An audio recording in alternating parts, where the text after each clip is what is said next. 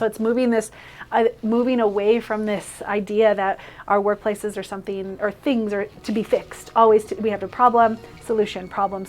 It's because it's just not linear like that anymore.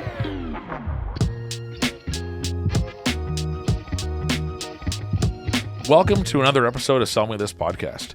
On this episode, we have Meghan and Alicia from Pebble, and we dive into a conversation around the new world of leadership and how technology is impacting teams all across the province. Enjoy. Welcome to another episode of Sell Me This podcast. Today, I am incredibly excited to have with me Alicia and Meghan. I feel like we've been talking about having this conversation for a long time, and I feel like also anytime we get together, we probably talk for like 4 hours. I've been looking forward to this chat, and we're going to dive right into things. Why don't you both introduce yourselves, tell us a little bit about who you are and what you're up to these days. Me first. Okay, well, hi, I'm Meghan, Donohoe, and I'm a Calgary, original. One of the few. Grew up in Calgary.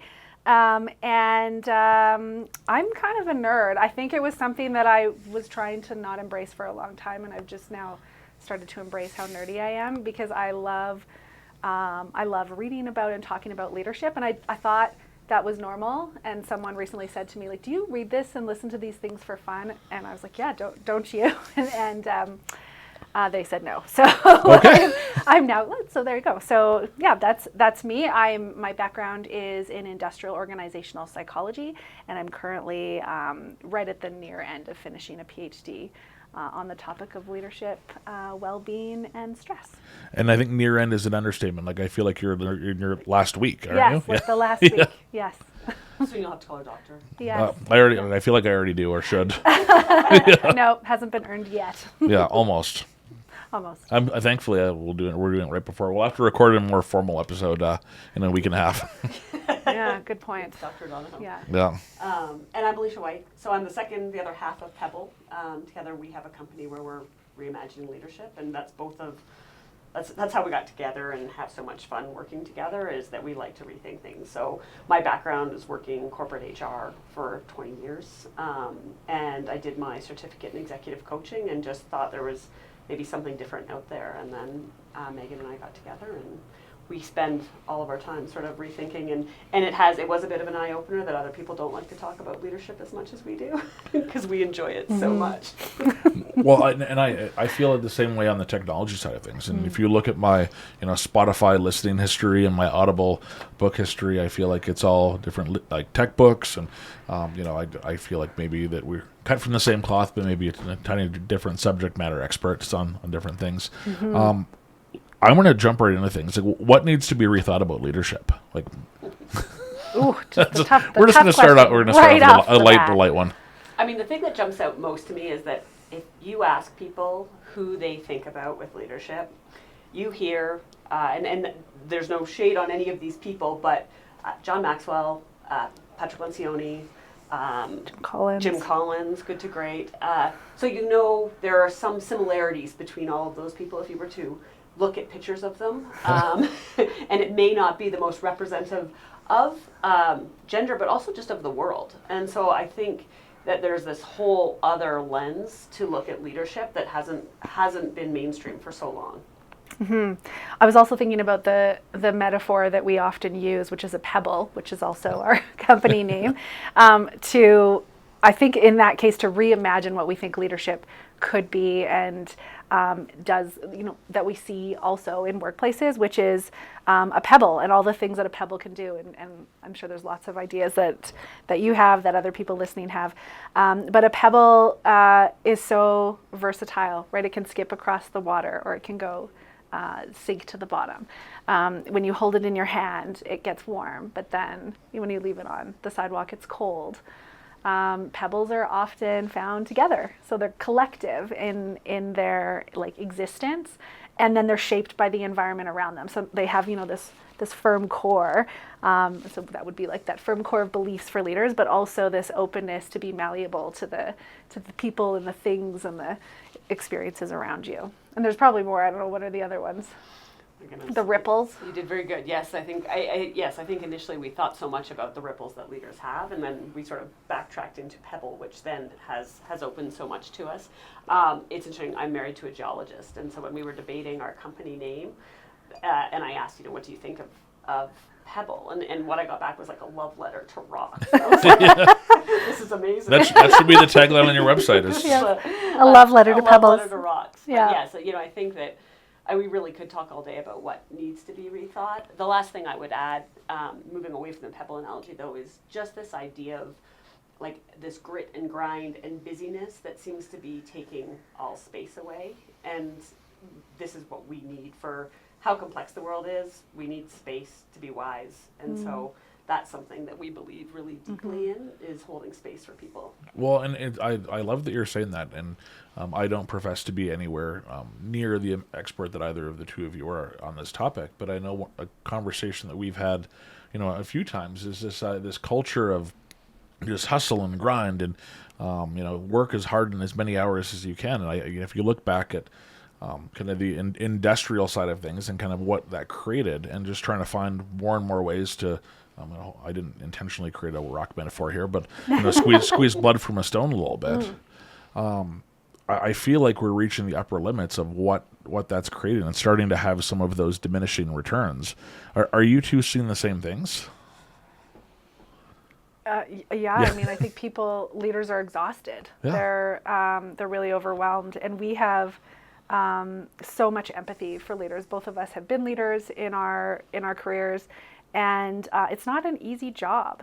And I think there's so much. I mean, there's the job description of a leader, the one you apply to if you're looking to become a leader, and then there's like the immense, huge bag of all these other things that are expected of leaders that are often unseen or untalked about in terms of their roles. So like we heard from a group the other week, it's like therapist and police officer and coach and mentor and cheerleader and all of these other roles that leaders play. And so I think they are exhausted. Yeah. And that leaves out all that happens then outside. Yeah. Their life at work, right? We all come to work with this whole other context of who we are. And I think, when you add all of that in on top of all these things that we see leaders juggling, it feels really quite untenable. Well, and that's a lot of the traditional leadership coaching says that the separation of work and self is a really important concept. I don't agree with it, but I think that a lot of common literature, especially if you go back, would have said, hey, you know what, like you have your personal life and you have your work life. Are you starting to see that change? And it sounds like you're advocating for not that in the slightest as well. Mm-hmm. I think what we see is that people have to figure out what works for them. Yeah. And so for some people, a really high integration of work and life. And, I have a friend who has a very busy job and has 2 young kids. And what they find is that they like to be done at 3 when the kids are done, but then they will go back and do some work at 8 o'clock at night, and that works for them. That's something that right now they're quite comfortable with that. And so I think it's just this recognition that we all have different pieces that we're trying to figure out, and what works well for me might not work for others, and the reality of life bleeding in, you never know when the phone is going to ring and something's going to be is going to require your attention. It makes me think of one of the other myths or beliefs that we often encounter around leadership is that there's just one right way to lead. And I think that's what we're discovering more and more, is that it's for each individual leader, it looks a little bit different. And so how they show up in the workplace, but also the journey they take and the way they approach their teams is going to be a little bit different than everybody else, which is what makes it hard then to support a whole group of leaders, in developing their leadership, is that then that every single person in that room is going to be on a slightly different path. So how do you help someone discover that then? If it's so individual, like what does that process to that realization look like? It's also different for everyone, but I think yes. So I'll go back to that first thing, this idea of around space though, right? And so I think that being able to have some space to have conversations, to hear, we talk about colliding perspectives, right? I think there's this really interesting moment when people realize what they believe to be an absolute or a fundamental truth isn't for someone else. And that can start a whole path. We do this lovely activity with beliefs where we have people sort of step this, you know, do you strongly believe in this? We'll state beliefs out loud or strongly disagree. And in a group of room, we'll see people move in different spaces. And it's always so eye-opening for people to go, oh wow, this for me I thought was just what good leadership is. This is a definition in my mind, but someone else doesn't believe it to be true at all. So I think sometimes just opening up this space for a whole different way of looking at things helps. Mm-hmm.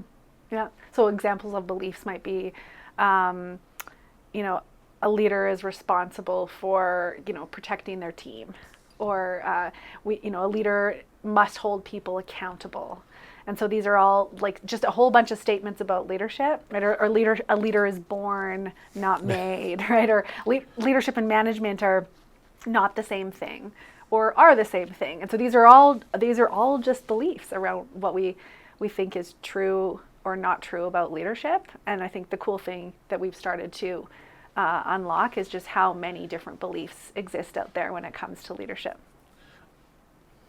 So you two seem to have a superpower for creating these experiences that I think bring that out of people, right? And so I've been fortunate to be at a couple of sessions that you've held, and I know that even one of our pitch nights, you know, you had a really interesting, you know, part right in the middle of the day.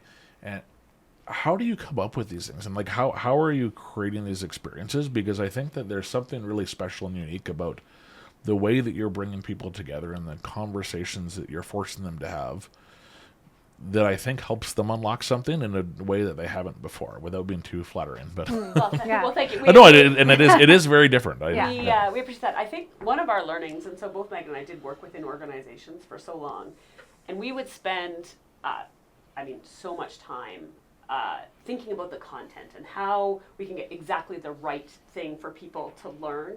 And they would always leave and say, what they love most is the connection. And so I think when we have our own company and we're making experiences for people, we start with that we know there is so much content, and content's important, and we can curate interesting content, but creating that space for people to connect is where they really feel strength. And we know, even, and Meghan, you can speak more to some of your research when but just this idea that connection, leaders need connection in their life, and so often it's what gets put aside. And so when we go in, we often think, how do we help people connect and help people even with the conversations to have? So it's not about the weather, or it's not about, whatever other sort of what neighborhood you live in, or, you know. What else is there to talk about? I feel like we got weather, neighborhood, and Flames or Oilers, and I think we've got the conversation covered. Sports. And so I think that's the thing. And I also think Meghan and I come at it very different. So Meghan gets a lot of energy from a room of people, is very extroverted, whereas I'm more likely to be having a one-on-one conversation with someone. So I think that dual lens allows us to think of questions and activities that supports both those people in the room. Mm-hmm. Yes.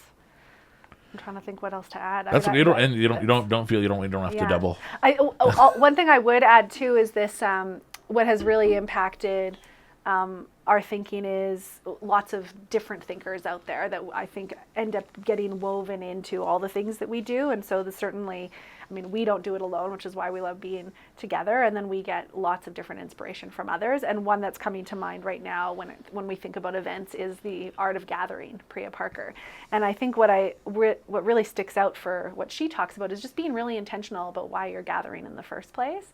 And I think that is a bit of the bone to pick that we have with a lot of these conferences, is people, create these gatherings, and people have taken a lot of time and effort to clear their calendars so they can show up and be part of this event. And then they sit there and listen the whole day, and often just get content after content through a fire hose. And I think, and really though, what we know is people walk away going, it was for the networking, it was for the connecting, it was for the relationships I make today so that I can do different things tomorrow. But nobody has an opportunity to do that. It's fit in between breaks and networking events where people maybe are using those to catch up on emails and meetings. We also know, the piece I love about this too is that to take something away, right? How many times do you see people take pictures of slides and you know, all this content and they never look at it again? Whereas if you've had a conversation with someone about it and had some of that reflection, all of a sudden that's going to create some learning that sticks for you. So there's also some really neat learning principles in there that we love. So we're really just advocating for this idea that learning and leadership development, the future of it is not content, it's connection. Yeah. Well, and I think that's what people are craving right now. We just, I know we had a little bit of collision in the studio as we were, someone was coming out and coming in, but we had Philip Burns from Tech Thursday right before this. And, we talked a lot about the idea of these events as really meaningful spaces, but also just the saturation of events, and in our ecosystem right now. You could walk out the door and probably attend 5 events tonight. And probably have 5 more that you could still go to. Yeah. But they're, to your point, they're not necessarily thought out in the way of what are people walking away with. And I think that folks that can find out how to harness that experience and the way for people to get something out of it versus just have a bunch of people pay for a speaking spot. Yes. We'll be onto something, because I think people are starting to wise up to where their time's going. It's true. And I think, some of this comes from our learning design backgrounds too, where, the first thing you always do when you design learning is you think about, well, what do you want people to walk away with? Yeah. Like what are those core things that you want people to walk away with? And I think even sometimes we get overwhelmed with the content we could provide to people because there's so much great stuff out there, and we always have to, sometimes we'll find ourselves even having to center back to, okay, and what is the most important thing that people need to walk away with in this moment, and leaving space for the fact that they're also going to make a decision about what they want to walk away with. And so you have to be able to balance both. Well, if I'm starting to pick up on a trend as well, it's the idea of leaving space. Yeah. And so is that one of the big challenges with, I don't want to say society right now, because that'll probably become a whole other podcast episode, but do people just not have enough space today? I don't think so. And I look back even, when I was working in a corporate role and I was doing my certificate in executive coaching, I had 2 small kids, a new dog, for I don't know what reason we thought that was a good idea at the time. And my calendar from 6 a.m. until, was scheduled probably from 6 a.m. almost till 7 p.m. And then once the kids went to bed, I would watch a show with my partner while doing email. And then I would wake up and do the same thing again. And there wasn't space. And I can remember I had a coach, and she's like, can you just capture 30 minutes at the beginning of every day so that you can have some intention around what you're doing? And as we get busier in what we're doing, this is a conversation we have with each other. We had it today around, wow, it's been a bit busy. Meghan is working really hard to finish her PhD, and we have some clients where we're finishing work for them, and it hasn't felt as spacious. And so how do we create that for ourselves, and how do we remind ourselves of the importance of being really intentional about it's our energy. More than our time, it's your energy, right? So yeah, it makes me think about there's a video, I think it's Trevor Maber, and he talks about, it's a really quick little animation short, and he talks about how unusual it was way back in the 50s for people to go for a run. And if you were outside going for a run, people would be like, who's chasing you? Are you in danger? Right. And then now it's very normal to see people, like exercise has become part of something we know to be important for a healthy physical body. And then in his video, he's advocating for like a healthy mind, and sort of these kind of, how do you build and exercise your mind? And I think space is another piece of it, is that today it feels strange. You almost have to schedule it, or the language even around, you deserve a break. This, right? And it's so normal to us that we work really hard and then we would deserve a break, versus a break being part of what it means to be a healthy human, and having some space and breathing in those things. So I think there's part of that is I can't wait for the day when space is just something that is what people do. It's built in to part of what you do. And I think I'm discovering that right now, because my time, I'm in a very busy season. And so, we've got a company that's doing lots of work, and then I've got a family and young children, and then I also have this PhD with a looming deadline on me. And so I've had to discover time boxing, where I essentially will dedicate time to all these different things, which allows me to be very present. So I can say, like, tomorrow I'm working on my PhD from 9 until 5, and I know that the next day I have time to focus on client work, so then I can really be present and focused. But the one thing I had not time boxed for was space for myself. At no point. And so I was starting to feel it. I could tell that, I hadn't created any space for me to just sit down and have a cup of coffee. It was literally me pouring it and then walking downstairs and sitting in front of my computer, or, moving between work being done and then having to be there for the kids. And so I've had to reset my thinking around, well, where do I box in the space right now? Because it's not natural yet for me. I actually have to plan it. Well, and I think, there's one of my favorite books is called Thank You for Being Late by Thomas Friedman. Yes. And, the book starts off, it sounds like you've both read it, with someone being late for a lunch. And instead of being angry and looking down at his phone, he's like, I'm just going to take 15 minutes and just sit here. Mm-hmm. And essentially with him being grateful for that space, because everything's go, go, go. Mm-hmm. And, I was reading something the other day where if you go back into like surf days, they actually only worked an average of like a third of the year. Mm-hmm. It seems like, how much better are the conditions today? Mm. But if you look for a majority of history, people aren't wired to be as go, go, go the way that we are today. And so we're really burning the candle on multiple ends. Mm-hmm.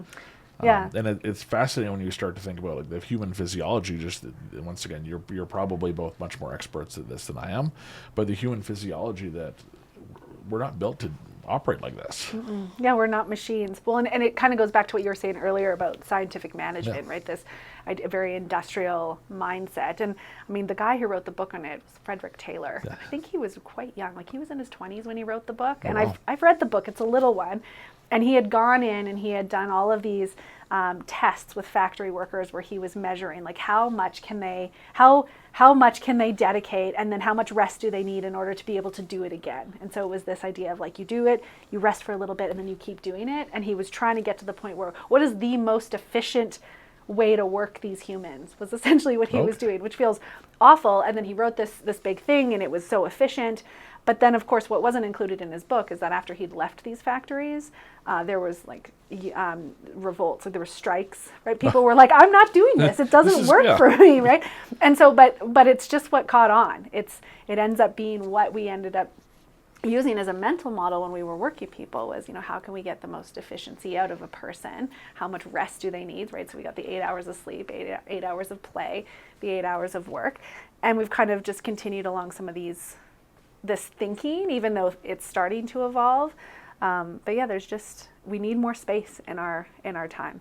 And I think sometimes people mistake space for time, and it's not necessarily the same thing. It can be, and we've talked, actually, we find you quite spacious to be around. So there's people in your life where you can be on, it can be on a call, you can be meeting them for coffee, and it feels really spacious. So you actually almost feel more energized, and you felt like you had some time to think and really enjoy the conversation. And then there's other people where it feels really unspacious, right? They have maybe a frenetic energy, or sort of how they're approaching it. It feels really, like for me, it feels like it's closing in.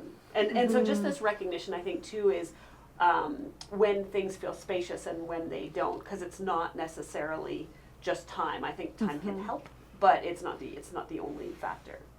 It's the feeling. It's like with the feeling when you get when you stand on a beach or you stand in the mountains and you feel this sense of spaciousness. I think in that same way, that's what Alicia's talking about too. I love that descriptor, and I won't be offended that you've called me spacious. It's a good thing. It's a very good compliment. Yeah, it's amongst our highest compliments, realistically. Yes, it's true. And I mean, it's interesting because I think sometimes when we offer people an invitation to step into spaciousness, it looks like sitting in a conversation about something that may feel uncomfortable at first. That's spaciousness. And what we often find is we will, any groups that we work with at the very beginning, we always ask them, how are you feeling coming into this? Like, what are you thinking, feeling? And we often see people saying, I feel busy, I'm tired, I'm excited, I'm, overwhelmed. And then we ask them the same question at the very end. in the time we spent with them. And we often will see a shift in how people are feeling, especially when we have sessions where there's lots of conversation, where people then go away feeling like, I just feel supported, relaxed, connected. And it's so cool to see, and it's happened across many, many groups in multiple different contexts where we see this same trend, where when people just take a moment to tune in with the other person, at first it feels hard, right? People are kind of like groan, like, oh, I have to do this. But then they get into it, and it's almost like one of those things you didn't realize you were missing it until you were experiencing it again. That makes a lot of sense. And so it's not even just like this isn't months and months of work and months of, like, this is in an afternoon. You have a group of people together, and they come in feeling one way, and they walk out feeling a completely different way. Yes. Yeah. And often it's that they've had a chance for connection. They might have had a bit of content that they're playing with too, and what we hope is that people leave that then recognizing it's something they can do, right? That they can create this space where they actually feel better within 3 hours by having some time to connect with someone or talking through a challenge they're having. And so that there are some really simple ways to be able to do that. Yeah, well, and I can't imagine that there's a better time for the work that the two of you are doing than right now. If I think about your example of the work designed for a factory worker and optimal performance, when we think about the work role of technology, and more specifically the role that AI is starting to have in terms of augmenting the way people are working, the traditional mindset of, okay, input equals output doesn't exist today, and it definitely won't exist in the near future.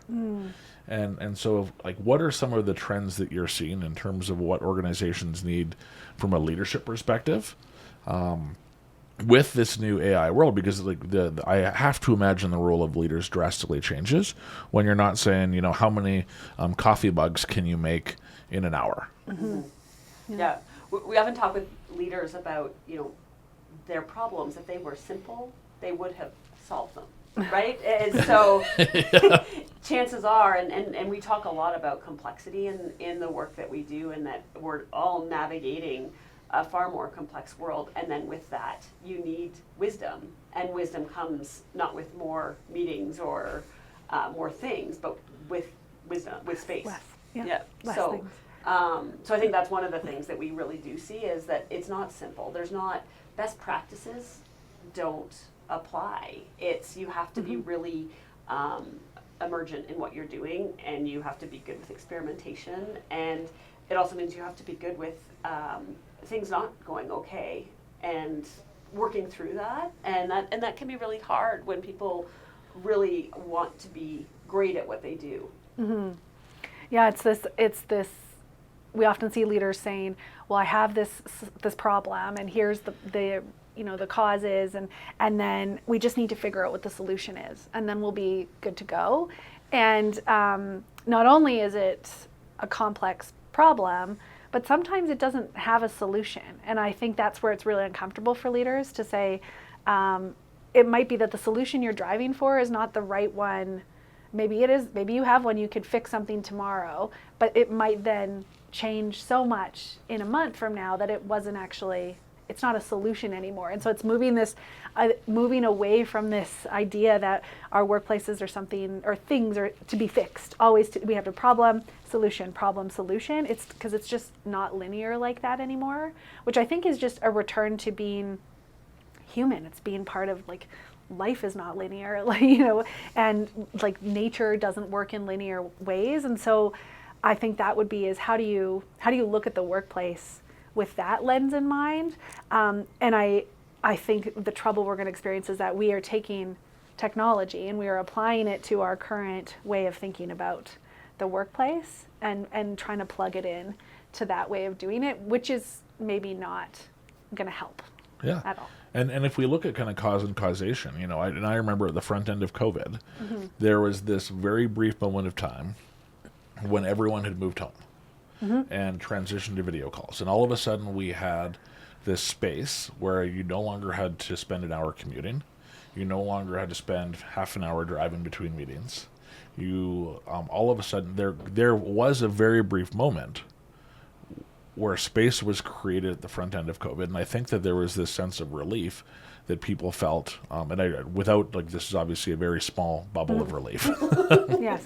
From a work perspective, when there was that created, and then I think what happened is everyone said, like, holy shit, like, there's some space we can fill in here, Right. and then, like, you saw okay, how many Teams meetings can I sausage into one day, and because I don't remember before that having 18 meetings in a day. Like, Right. that would have been unheard of pre-COVID. Yeah, well, because you couldn't travel from one meeting to the next, to the next, to the next in quick succession like you could on there. And I yes, exactly. And so we essentially adopted a new technology forced by what was going on in the pandemic, with the same mindset of how we were thinking about work, which was, not seeing space or time in our day to reflect as being an important habit of, working through something difficult. And so not only is the world becoming more and more complex, but then the tools we're using is also taking up more and more time.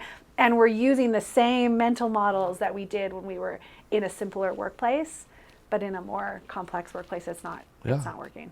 And so I'm really curious to see what happens with AI now, where AI obviously augments some work, and you can see it's changing some jobs, it's making some things obsolete, it's making some things more important.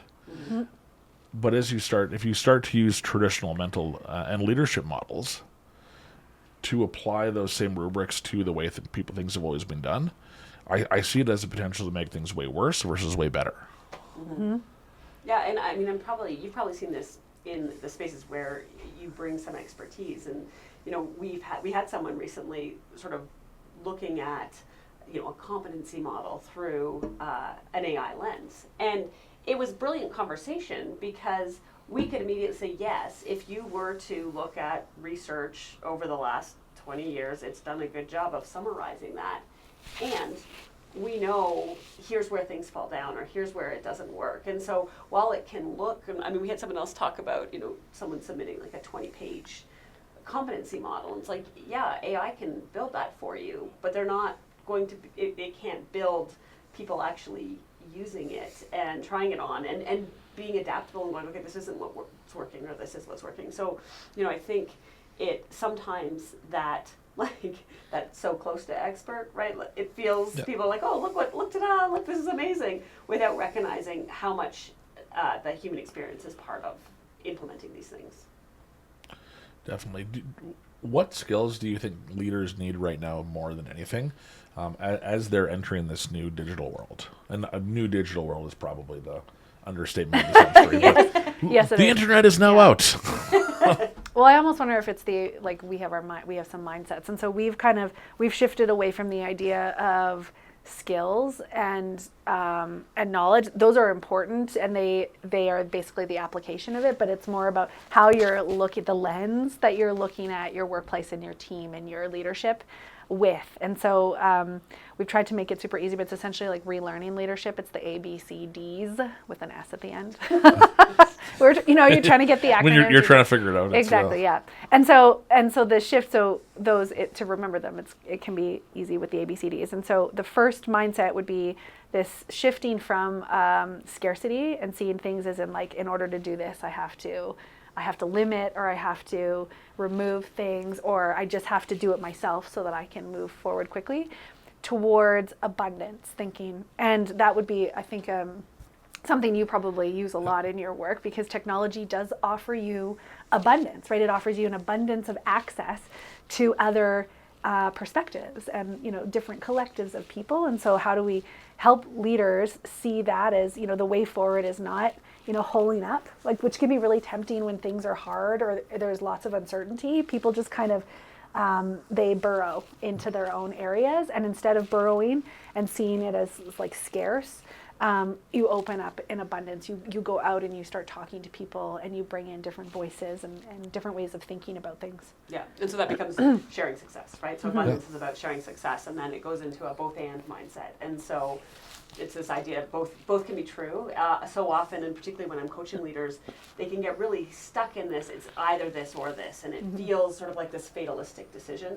And so being able to recognize that both can be true, and it also allows you to recognize that there are multiple truths, and really being able to lean into that and have that lens often takes a lot of the pressure off the right answer or problem solution. It's this ability to see both these things can be true, and I can work through them and hold sort of what may sometimes feel like opposites together. Mm-hmm. So I love it when leaders ask questions like, what if we could do both of these things, or what if we tried this and this. And so I think that creates, even introduces some playfulness to the workplace and a little bit of experimentation. Then the third one, the C, is to cultivate. And so this is really around how are you growing your people, and how are you, looking at everything as an opportunity for growth and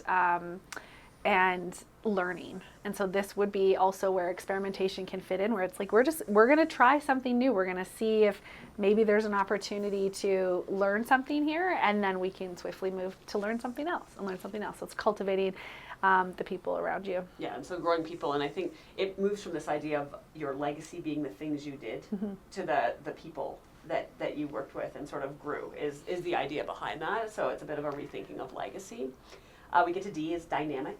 So this is really about how we see change, how we see the world as possibilities. And I think so often we work with leaders, and there's there's so much language around change as being sort of something you endure. Right? You just sort of push through. It happens to you, yeah.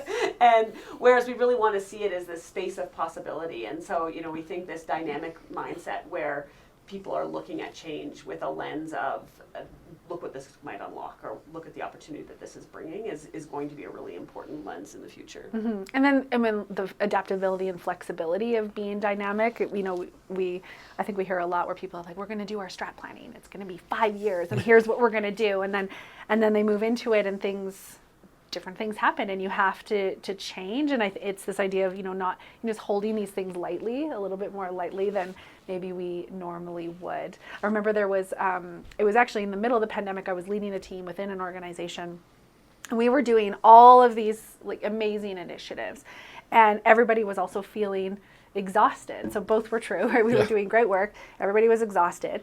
And so we had a moment where we paused and looked at, here are all the projects we're working on, all the initiatives, all the programs.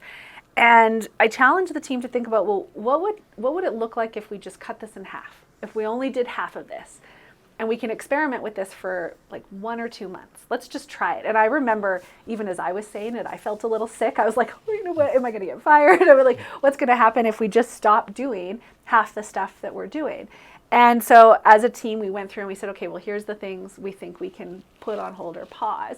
And it was really hard to let some of that go, because some of it was work we loved. We really enjoyed doing. It had been something we'd created for the organization, and we felt it was important. But we did it. We paused half the things, and then we just focused on the other half. And after a couple months, nothing happened. Nothing changed. People weren't asking us for the things we'd stopped doing. We were feeling better, so that had changed. We were feeling like it was less of a load. And in fact, some people even had stopped me, when they would come across in meetings and stuff, saying, your team is doing amazing work. And so how funny that in our minds, we felt like all of these things was what amazing work was, when in fact we discovered that just pausing and being a little bit more flexible in how we were doing things was going to allow us to do things less. And then the final one. So seeking. And so this is this idea of staying curious, really, and seeking diverse perspectives and recognizing what that gives you when, these colliding perspectives we talk about. When you have a challenge in front of you, if you can seek the perspective of others, it often opens so much up for you. I think of where we're sitting right now and what the room looks like from where you sit versus what the room looks like from where I sit. And I just sort of love the idea of if you just, get up and move one seat to the left, what perspectives are unlocked. And you can do that just by talking to people. I don't have to kick you out of your seat. I can ask you, what is it that's front of mind for you from where you sit? Yeah, it's getting curious, right? We always hear leaders worried about what they should say to their employees, or, how am I supposed to have this conversation? And it's just a question. Just start getting curious. And I think it surprises leaders how much it unlocks. We're actually just talking to a leader this morning, and they had the chance to sit down on some projects with a new team member. And I think it had been hard. It seemed like it had been hard at first, and so she approached it with curiosity, And she was so excited by what it unlocked. It was like, I kept trying to push my way to do things and suddenly I just took a step back and started asking question after question, and it changed the conversation entirely. And so I think it's as simple as just being curious with the questions. So ABCDs: abundance, both and, cultivate, dynamic, and seek. I love it. I feel like we need to. I don't have to write it down. We have it recorded. Yeah, now you can go back and review it. There'll be a quiz in a couple months. I'm just kidding. I like Next time it. we see you. Yeah. I'll remember. So I feel like our conversation is completely zooming by today, but I don't want to have the I don't want to miss the opportunity to ask you both around your journey as well as you've been building this business, because I think that you've both built remarkable careers up until this point and done some really meaningful work. How has the shift been from kind of building a career versus to really building an organization? It's been big. It's been hard, Yeah. and amazing. I think we are, and I'm speaking for you, but we are thankful, I think, every day that we have each other on the journey, because I really can't imagine. I have so much respect for people who sort of do the solopreneur journey, because I feel that we have days that are really hard and the other person supports us so much. Our mindsets are funny, because we often will talk about where we're at with our mindsets in what we're looking at, and when maybe scarcity is creeping in, or when sort of that drive for excellence that is too much. Yes. Some perfectionist tendencies I might have. That don't necessarily align with the mindset. So I think I'm very thankful for the journey. I'm thankful to not be doing it alone, and I think it's probably one of my highest growth times of my life. Yeah, same here. I think it's allowed us to just step back and look at leadership in a new way, which has been really cool, because we're also going through all of this change ourselves when it comes to building a business, which has been fascinating. I think the one thing that's really present for me is so in the past 4 months, I'd say we have had to be very focused on what we're doing, and of course the work we're doing with clients comes first, and then with this other work with the PhD, and of course juggling all the work with families, I think we've left some things aside that we used to do a lot more of when we had space. And one of them is social media. Like, we used to post way more on social media, and we don't anymore. And it's been fascinating, because when we posted a lot on social media, people would always come to us and say, "Oh, like, it sounds like Pebble's doing great. It's so awesome." And that we were things were going well, but we were still building our clients. And now I would say we have lots of work, and but we're not posting as much on social media. And a few people in the past couple of weeks have been like, "Is everything okay? Is Pebble doing okay?" Yeah. And so interesting. I think this, that's the one thing I've always noticed is the difference in the story people tell themselves based on what they see on social media versus the reality of what is actually happening. Yeah, it's an interesting perspective, and I feel like I kind of make the joke sometimes that I feel like LinkedIn is a bunch of people just high-fiving each other. Yes. But it's a delicate balance, right? Because it can be a vortex, and it can take up all of your energy and time. Yes, and you have to do it so that you're front of mind for people, and they don't think you're absolutely failing. Yeah. Right? Maybe you'll get the contract. It's like, "Oh, we were thinking of you." Yes, exactly. Hang in there. Yeah, it's true. It's like, wow, well, it's the payday contract. So now that we're letting the world know that you're actually on a phenomenal track at the moment, what does that track look like ahead? So if you're projecting out for what is the next months, days, years look like for the work for both of you and the work you're doing at Pebble, what does that next chapter look like for you both? So we always say we focus in 3 areas, and so one of them is leadership development. And we had just the great opportunity to work with an organization developing their leaders over 6-7 months. So it really allowed us to gain solid relationships with them, but also to see them embedding learning daily. So I think in our ideal future state, we have a few of those programs running. I think it's great for the leaders, but it's also lovely for us, because it keeps us really close to what leaders are experiencing and are feeling challenged with, and what they need. So I think that's one piece that I look forward to in the future. Mm-hmm. The other piece of work that we do is supporting organizations, especially growth organizations, with their talent strategies. So these are companies who who need to pay close attention to the people, and all companies should be paying close attention to the people. But this would be people who are in kind of different growth or change phases of their organization. And so they might be growing in a large number of staff. And so what worked with a small team might not necessarily translate in how the larger team is going to function. And so it's us really supporting these organizations in that journey of, you know, how do you think about your culture? How do you think about the way your leadership is going to play out, and who are the people supporting the other people in the organization? Are people clear on their roles? And you know, how are you managing performance, but in a way that doesn't feel so rigid?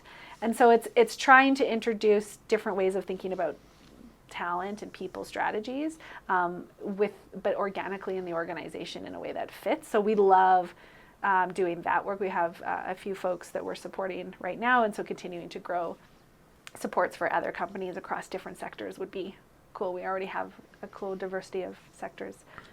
And then losses around teams, right? So we'll come with a leader who's working with their team and wanting, you know, maybe they have some goals they're looking, you know, to accomplish, or they're a new leader. Often there's a trend, like there seems to usually be an inflection point when we're working with people, and you know, really setting out with them on how they can create like a sustained approach to the team. You know, I think so often people go, oh, we'll go have a team building day, and then nothing changes.